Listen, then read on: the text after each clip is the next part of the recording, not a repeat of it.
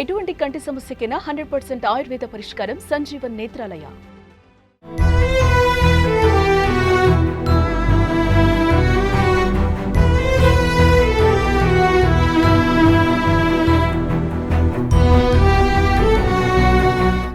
ఆ కుటుంబాలకు శాపమా?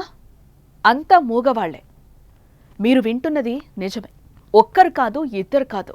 ఒకే కుటుంబంలో 6 సంతానంలో 5 సంతానం పుట్టుకతో మూగవారే. వాళ్లే కాదు, వారి బంధువుల్లో సైతం దాదాపు 12 మంది వరకు మూగవాళ్లుగానే పుట్టారు. ఇది కుటుంబంలోని జన్యుపరంగా జరిగిందా, లేదా ఏదైనా శాపమా అని అంతా అనుకుంటున్నారు. విచిత్రం ఏంటంటే వారి సంతానంలో ఎవరూ మూగవారు కాకపోనే ఇక్కడ గమనార్హం.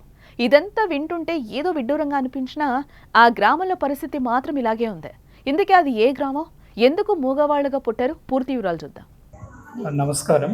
నేను రొంపిచెర్ల ప్రాథమిక కేంద్రం డాక్టర్ దినేష్ కుమార్ నాయక్ నా పేరు. ఇక్కడ గానుచింత అనేది మా రొంపిచెర్ల మండలంలో ఒక సచివాలయం. అక్కడ ఆ ఏరియాలో నగిరి అనే ఊరిలో 5 మంది ఒకే ఫ్యామిలీకి చెందిన పిల్లలకి మూగవాళ్ళుగా గుర్తించడం, అది మా దృష్టికి రావడం జరిగింది. ముఖ్యంగా మనము ఇవి ఎందుకు వస్తాయి అని మనం పరిశీలిస్తే కనుక అనేక రకాలు ఉంటాయి మూగవాళ్ళుగా రావడము. ఫస్ట్ మూగవాళ్ళుగా రావడం కంటే వాళ్ళకి ఫస్ట్ హీరింగ్ లాస్ అనేది ఉంటుంది. మేనరికంలో వాళ్ళకి ఏంటంటే జీన్ మ్యుటేషన్స్ జరగడం వల్ల వాళ్ళ ద్వారా నెక్స్ట్ జనరేషన్ పుట్టే వాళ్ళకి హీరింగ్ లాస్ అనేది వస్తుంది. ఫస్ట్ ఏంటంటే ఒక బాబు పుట్టిన వెంటనే ఆటో అకౌస్టిక్ ఎమిషన్స్ అని చెప్పి పరీక్ష ఉంటుంది. అది ఫస్ట్ డే 1 కనుక మనం టెస్ట్ చేస్తే వాళ్ళకి ఏమైనా హీరింగ్ లాస్ ఉందా అనేది బయటపడుతుంది అనమాట. ఈ కాక్లియర్ ఇంప్లాంట్స్ పెట్టేసిన తర్వాత కూడా వాళ్ళకి ఇది ఆడిటరీ అండ్ వర్బల్ ట్రైనింగ్ అనేది జరుగుతుంది. సో ఈ ఆడిటరీ వర్బల్ ట్రైనింగ్లో ఏంటంటే వాళ్ళకి వాయిస్ స్పీచ్ థెరపీ అనేది ఇస్తారనమాట.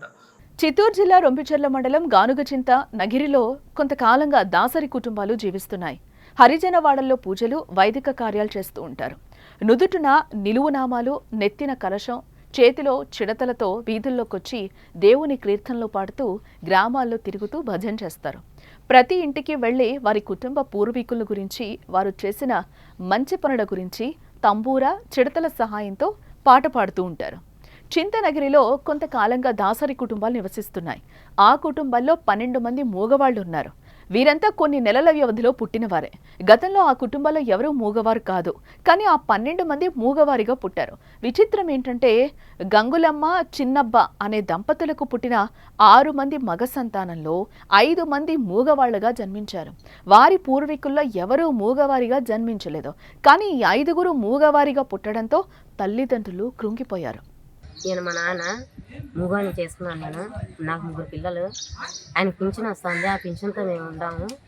మాకేమీ లేవు, గుడికాడ పని చేసుకుంటున్నాం అంతే.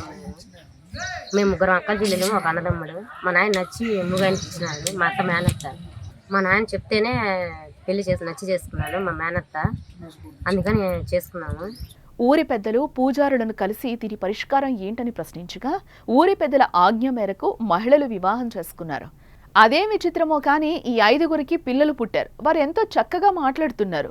ఒకే కుటుంబంలో ఎందుకు మూగవాళ్లుగా పుట్టారు, వీరి సంతానం ఎలా ఉంది, ఏవైనా అనారోగ్య సమస్యలు ఉన్నాయా అనే విషయాలపై రొంపిచెర్ల పిహెచ్సి డాక్టర్ దినేష్ కుమార్ నాయక్ సుమన్ టీవీకి పూర్తి వివరణ ఇచ్చారు.